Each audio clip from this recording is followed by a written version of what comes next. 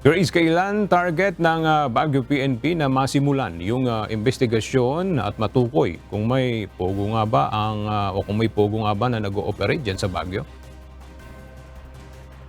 Aga inumpisahan na nga yung pinaimbestigahan ni Baguio City Mayor Benjamin Magalong nung nag-umpisa ang mga kontrobersiyang kinasasangkutan ng mga pogo dito sa bansa. Agad ay pinag-utos ng bagong upong Mayor Benjamin Magalong sa pag-inspeksyon laban sa mga Philippine Offshore Gaming Operators o POGO na maaaring pasikretong may operasyon sa Baguio City. Iniutos ito na magsasagawa ng inspeksyon sa lahat ng mga compound o sa mga building sa kanilang Areas of Responsibility o AOR. Nagbigay na ako ng instruction kay CD Bulwayan na tingnan mo nga kung meron ba talagang pogo dito. Pangalawa, tingnan mo nga kung may weteng pa rito. Kasi STL dito Bawal ang weteng dito.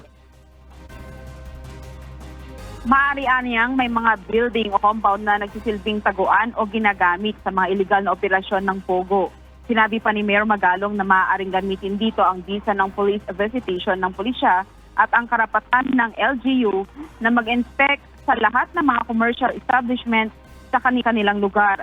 Samantala, ayon pa sa alkalde na kailangan ng tuluyang iban sa bansa ang operasyon ng pogo sa bansa.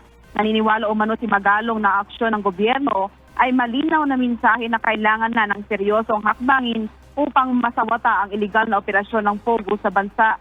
Iginit pa ng alkalde na anumang nakuha ng gobyerno sa operasyon ng pogo ay hindi sasapat para tumbasan ang dulot nitong pinsala dahil sa mga krimen, katiwalian at pagkasira ng mga pamilya hinggil dito. Oo naman, kailangan siguro it's about time na tanggalin na lang natin. Alam mo, malaki rin naman talaga ang revenue ng gobyerno dyan.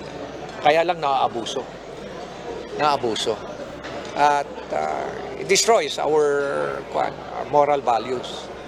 Kaya siguro mas maganda na lang na ihinto na lang.